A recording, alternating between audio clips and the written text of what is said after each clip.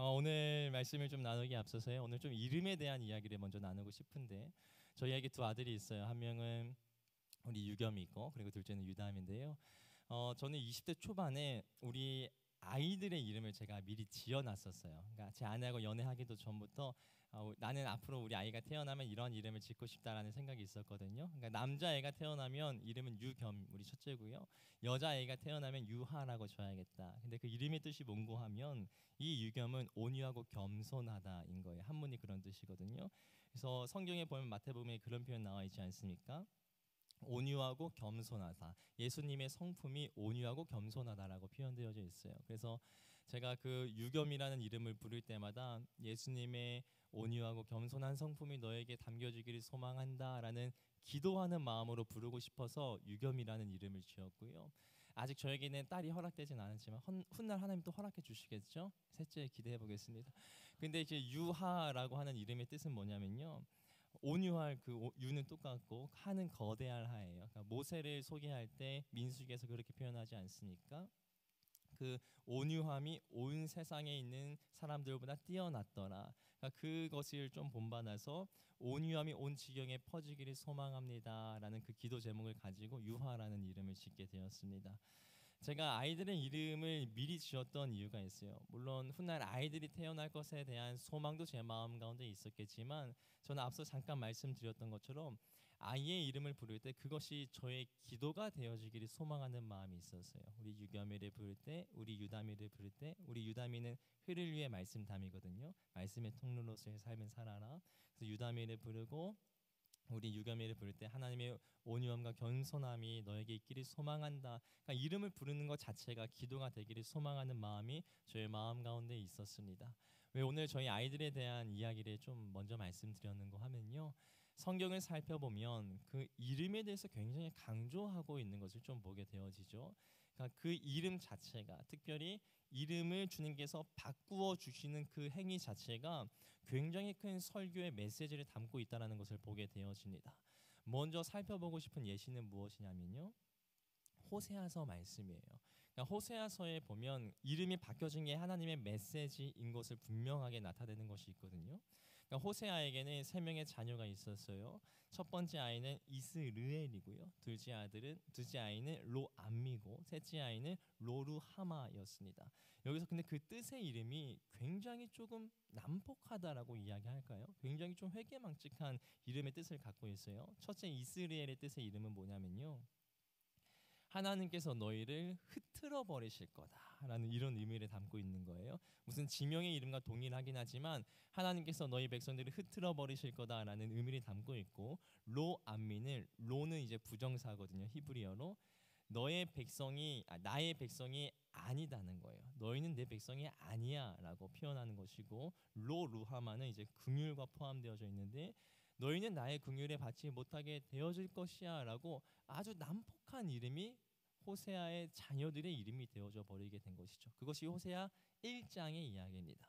근데 2장을 살펴보면 참 재밌는 게 주님께서 그 호세아 자녀들의 이름을 바꾸어 주세요. 앞서 말씀드렸던 로암미와 로루하마의 이름에서 로라고 하는 부정사를 떼 주십니다. 그래서 로암미를 암미로, 로루하마를 루하마로 그 뜻의 의미를 해석해 보면 어떻게 이야기를 할 수 있겠냐면요. 이렇게 정리할 수 있을 것 같아요.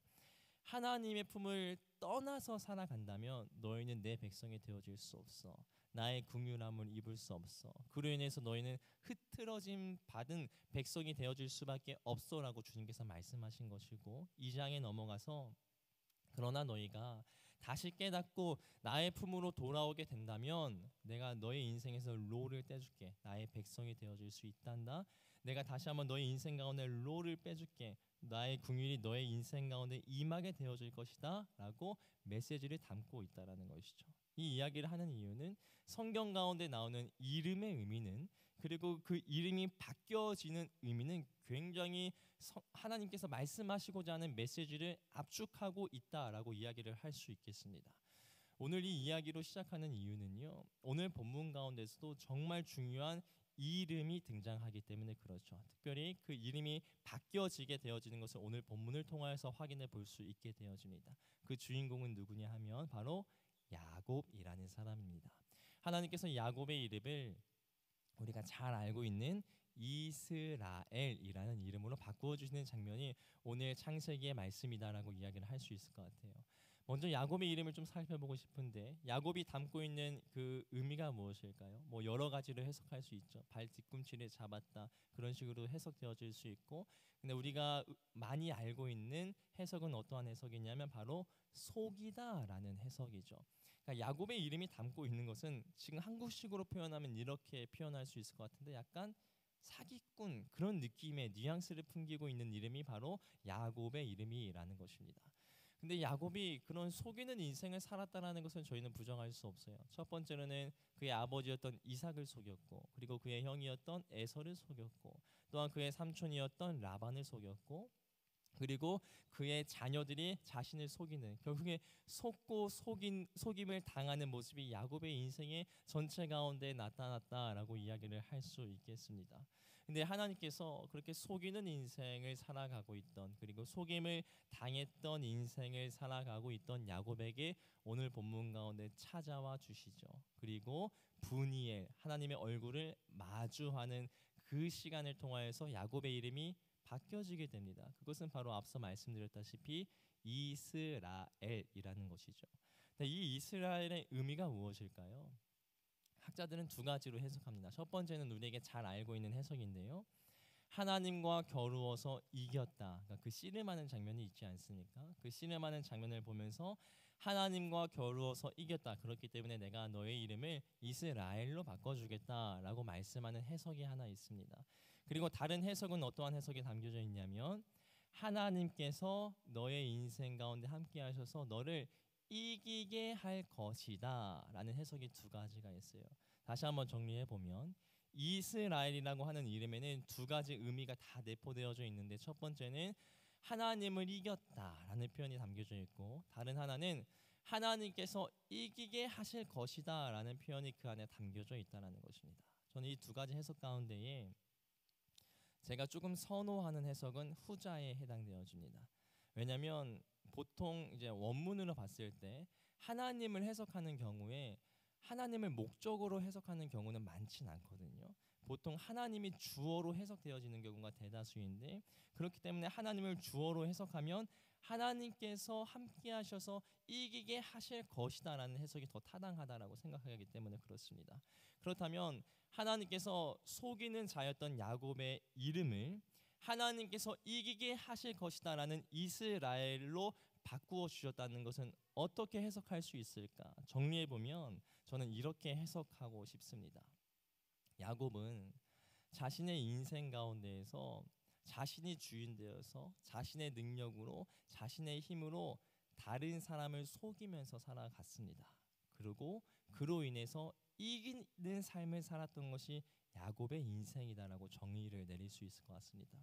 근데 하나님의 얼굴을 마주한 순간부터 주님께서 말씀하시는 거죠. 야곱에게, 야곱아, 이제 네가 너의 힘과 너의 능력과 너의 지식과 너의 재산을 가지고 속이면서 이기는 삶을 사는 것이 아니라 내가 너를 이기게 하는 인생을 살아라 라고 그의 이름을 바꿔주시면서 그의 삶의 목적과 삶의 방향과 그의 인생의 주어 자체를 바꾸어 주신 것이 바로 오늘 본문의 사건이라고 이야기를 할 수 있겠습니다.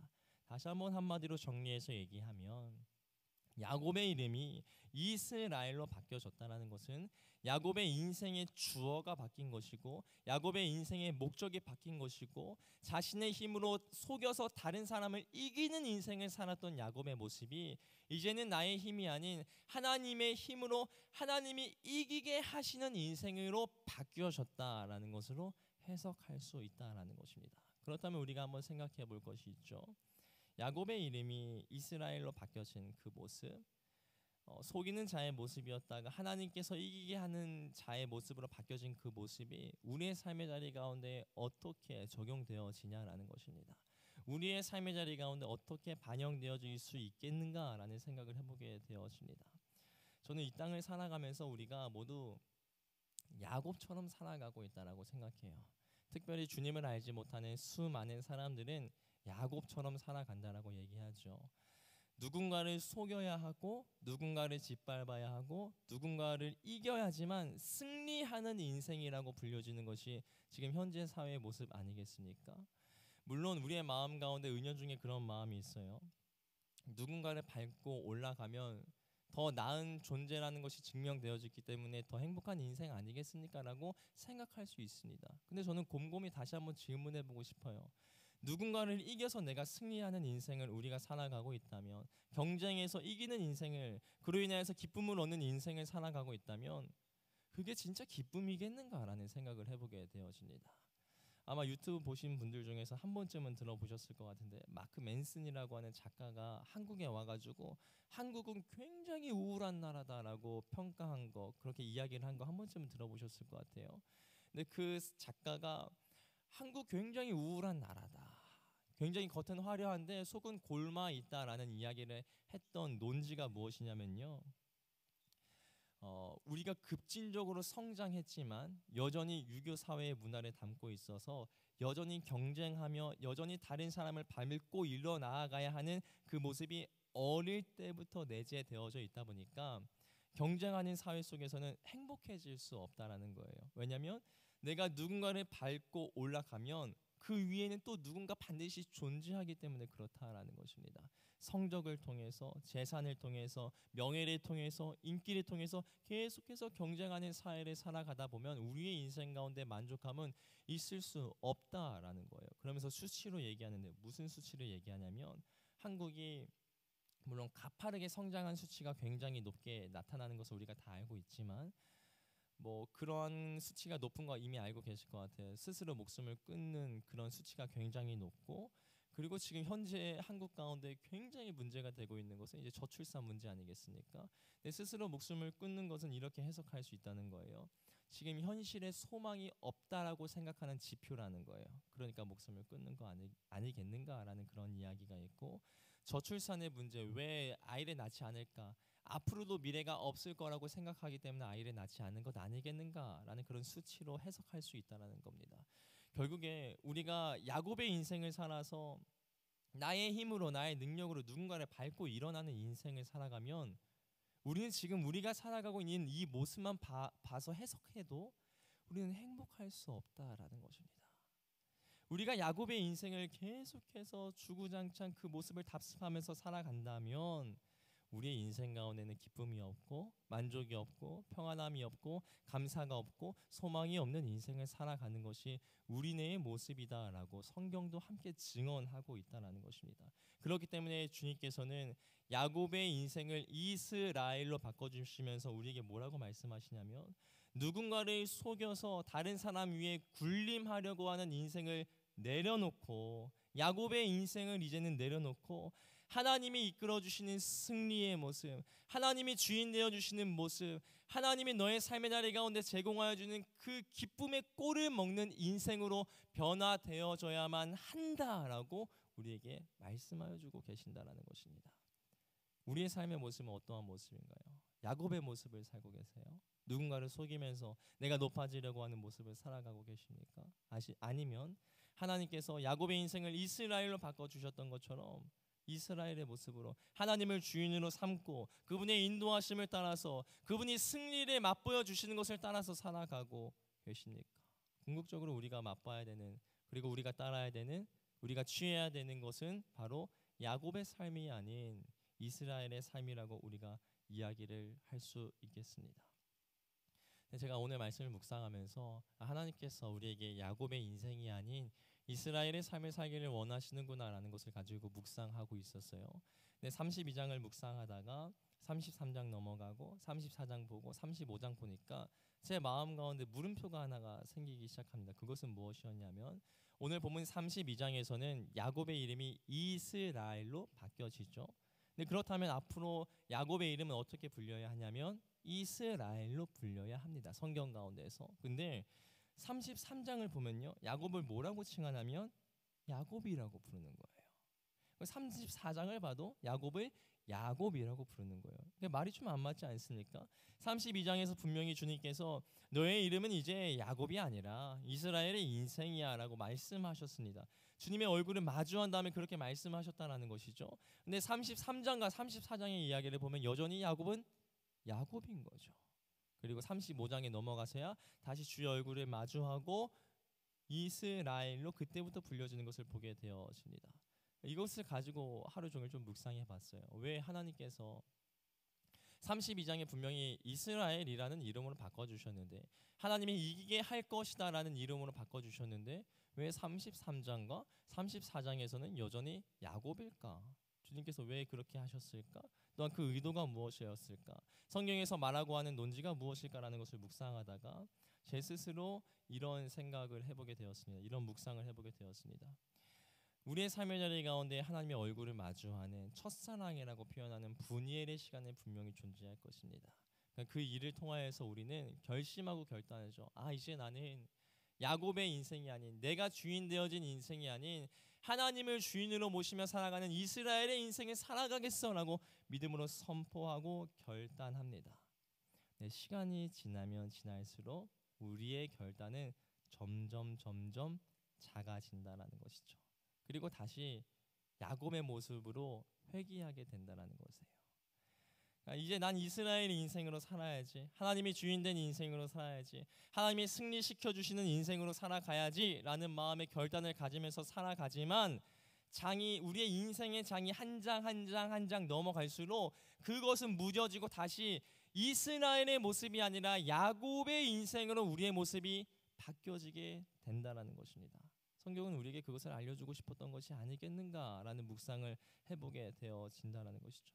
여전히 하나님을 만나긴 했지만, 첫사랑의 뜨거움은 있지만 내 생각대로 살고 싶고, 하나님의 승리가 아닌 세상의 승리를 더 가치 있게 여기고, 내가 죽어지기 싫고 이기고 싶고, 이기고 싶어서 남을 속이고 싶고, 남을 짓밟고 싶고, 남을 험담하고 싶고, 그래서 밟고 올라가서 그 성취를 맛보고 싶은 인생이 우리의 모습 가운데 계속해서 반복되어지고 답습되어지고 있다라고 성경은 우리에게 증언하고 있습니다.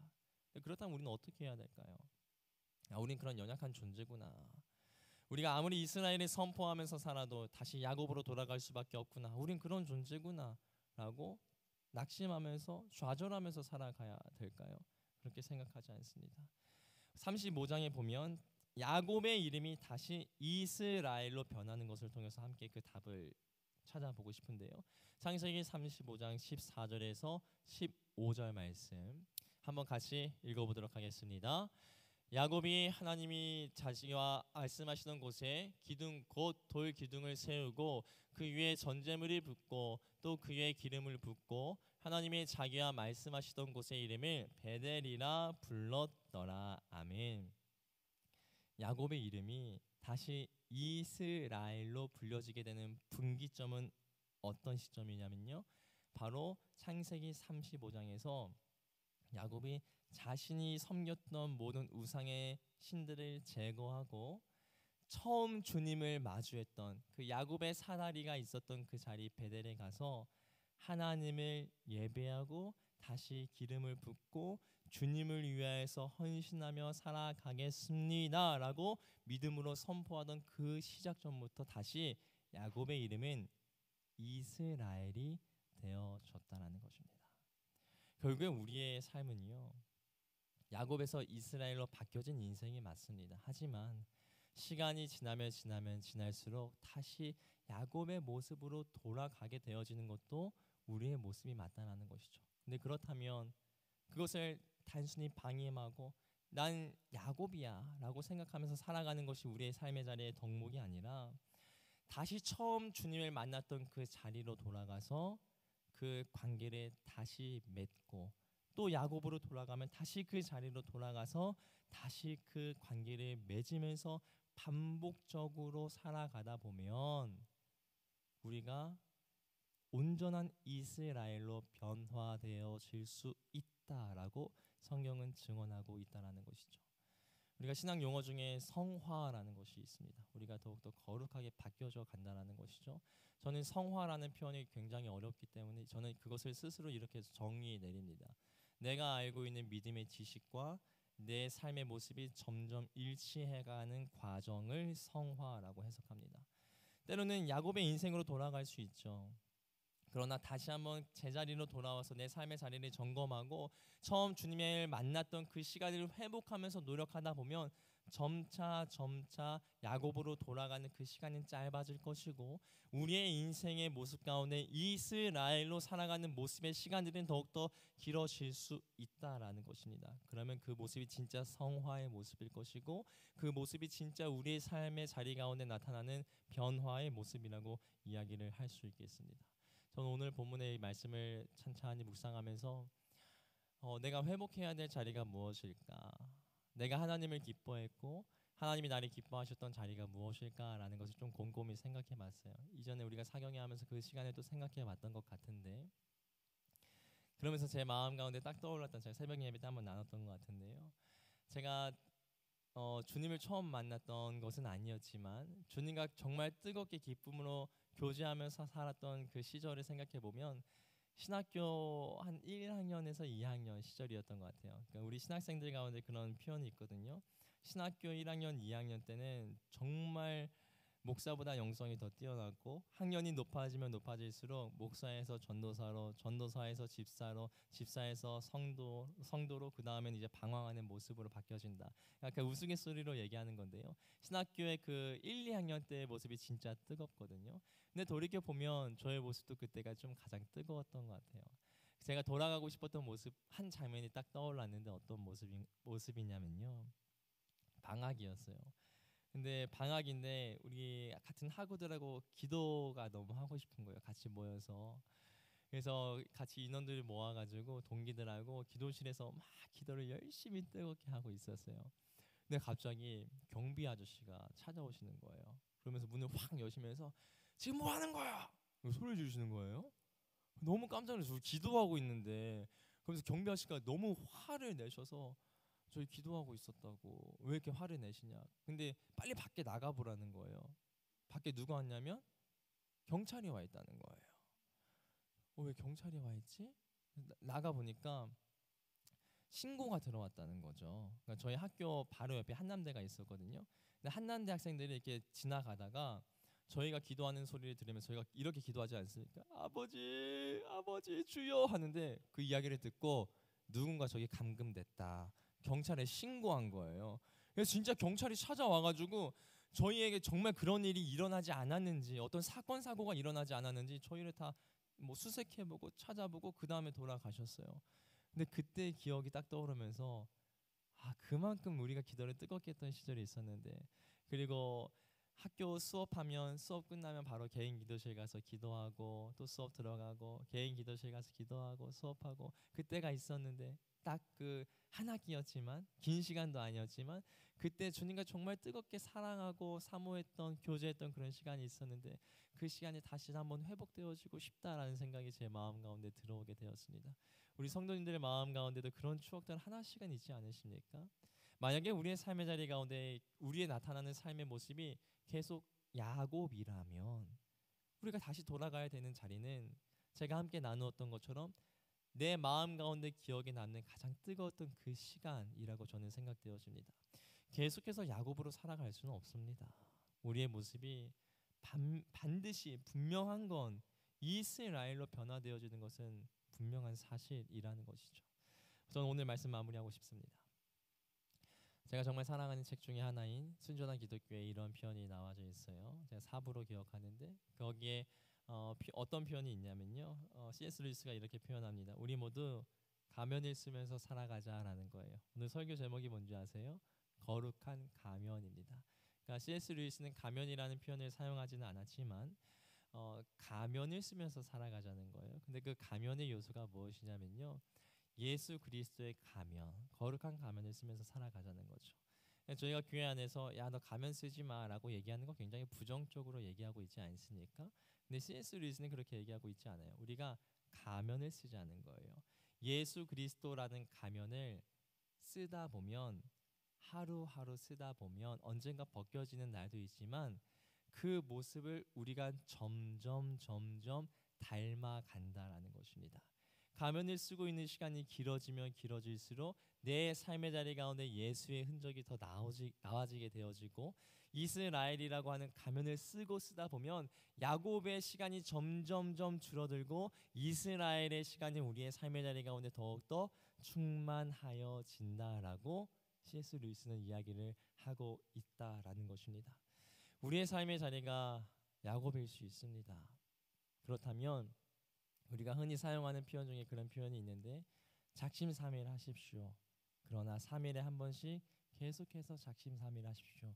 그러다 보면 우리 장영철 교수님 그런 표현 하시지 않으셨습니까? 그 모습이 내 삶의 자리 가운데에 습관이 되어질 것이고, 결국 습관이 되어진 그 모습은 내 인생이 되어질 것이라고 확신합니다. 우리가 이 시간 함께 기도했으면 좋겠는데요, 나의 하나님이라는 찬양을 함께 고백했으면 좋겠습니다.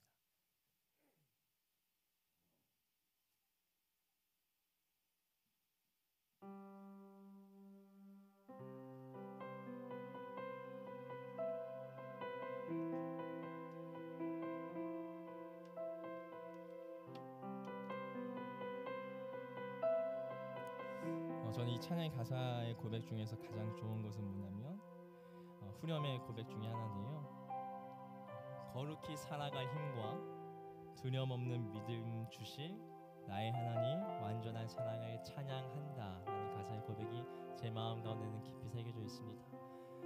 우리는 계속해서 야곱으로 살아가고 싶어요. 왜냐면 우리는 그렇게 태어난 본질상 진노의 자녀이기 때문에 그렇죠. 그리고 몸이 그것이 익혀져 있기 때문에 그게 때로는 너무나도 편하기 때문에 그렇습니다. 하지만 성경은 우리에게 끊임없이 증거하고 증언합니다. 야곱의 인생 살지 말고 내가 주는 힘 가지고 이스라엘의 인생을 살아라. 그것이 진짜 기쁨이 있는 인생이고, 그것이 진짜 감사가 있는 인생이고, 그것이 진짜 안전한 인생이란다.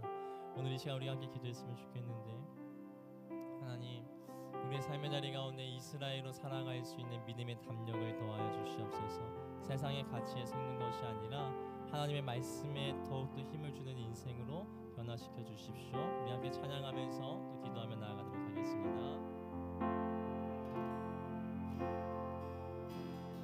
나의 사랑, 너는 어여삐고 참 귀하다. 보석보다 귀하다. 내가 사랑스럽지 않은데 너를 온전히 사랑하고 너와 함께하려 내가 왔노라. 주의 사랑, 주의 사랑, 이 사랑은 결코 변치 않아. 모든 계절 돌보시네. 그릇 마르고 꽃이 시리나 주의 말씀은 진실해. 실수가 없으시 주만 바라라. 주님의 나라와 뜻이 나의 삶 속에 임하시며 주님 알기를 주만 보기를 소망해.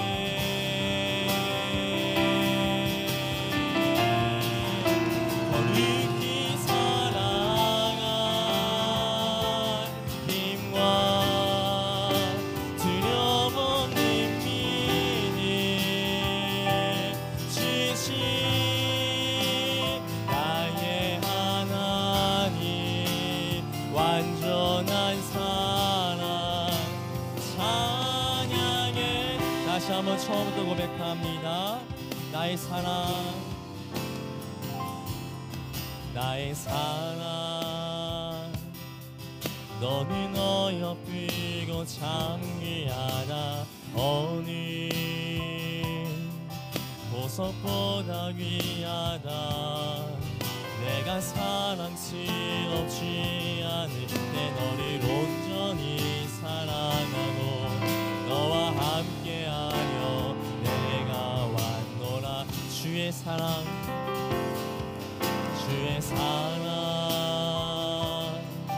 이 사랑은 결코 변치 않아. 모든 계절 돌보시는 푸른 마르고 꽃인 시들 나 주의 말씀은 신실해 실수가 없으시 주만 바라라. 주님의 나라와 대신 나의 삶 속에 임하시며 주님 알기를 주만 보기를 소망해.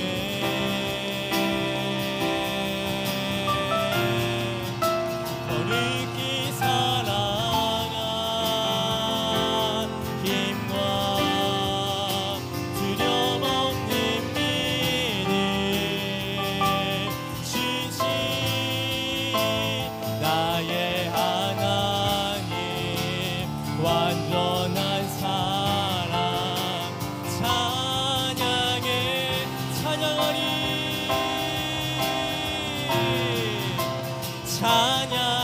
찬양하리 만군의 주 영원히 함께하시네. 존귀하신 사랑의 왕 영원히 또 지아 찬양하리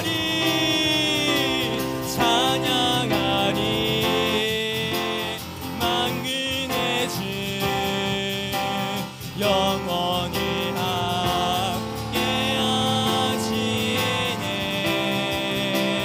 존귀하신 사랑의 왕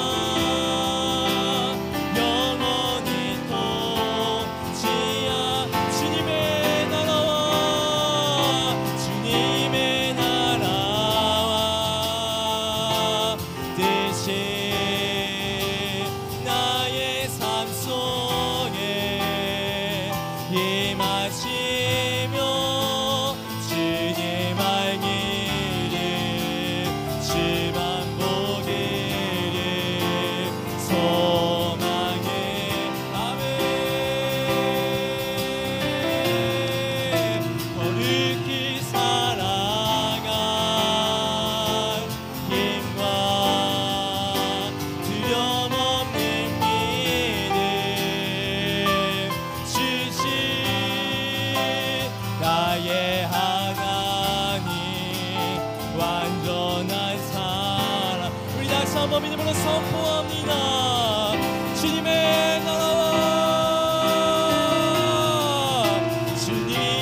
나라와 대신 나의 삶 속에 임하시며 주님 알기를 주만 보기를 소망해.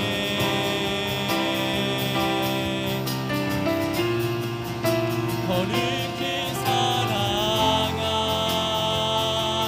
힘과 두려움 없는 믿음 주신 나의 하나님 완전한 사랑 찬양해. 우리가 이 시간에 기도했으면 좋겠습니다. 하나님, 야곱의 인생이 아닌 이스라엘의 인생을 살기를 소망합니다. 그러나 주님, 그렇게 살아가는 것이 정말 맞을까? 두려운 마음이 우리 마음 가운데 존재합니다. 아버지 믿음의 담력을 놓아여 주시옵소서. 세상의 말이 아닌, 세상의 속임수가 아닌 하나님의 말씀이 정답이다. 우리가 그 길을 따라갈 때에 진정 우리에게 소망이 있을 것이고 기쁨이 있을 것이고 평안이 있을 것이다. 우리가 그것을 따라서 살아갈 수 있도록 하나님 우리에게 믿음을 놓아여 주시옵소서. 우리가 함께 주님의 이름에 간절히 부르짖으며 기도하며 나아가도록 하겠습니다. 주여,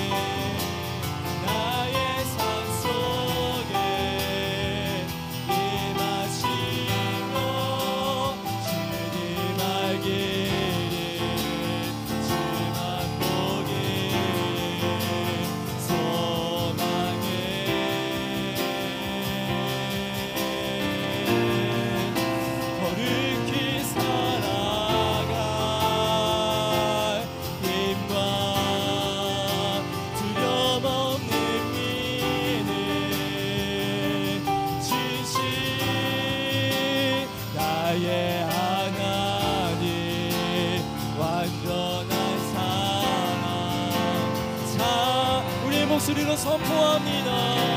주님의 나라와 주님의 나라와 뜻이 나의 삶 속에 임하시며 주님 알기를 주만 보기를 소망해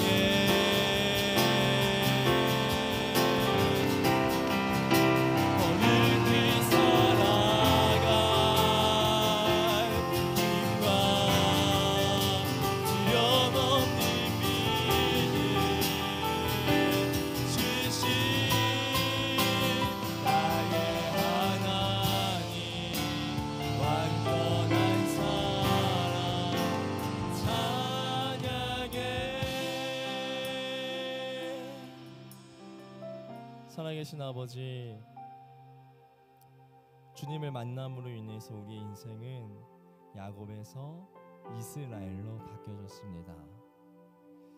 그러나 주님, 우리의 인생을 돌이켜보면 이스라엘로 살아가는 시간보다 야곱으로 살았던 시간들이 더 많게 느껴집니다.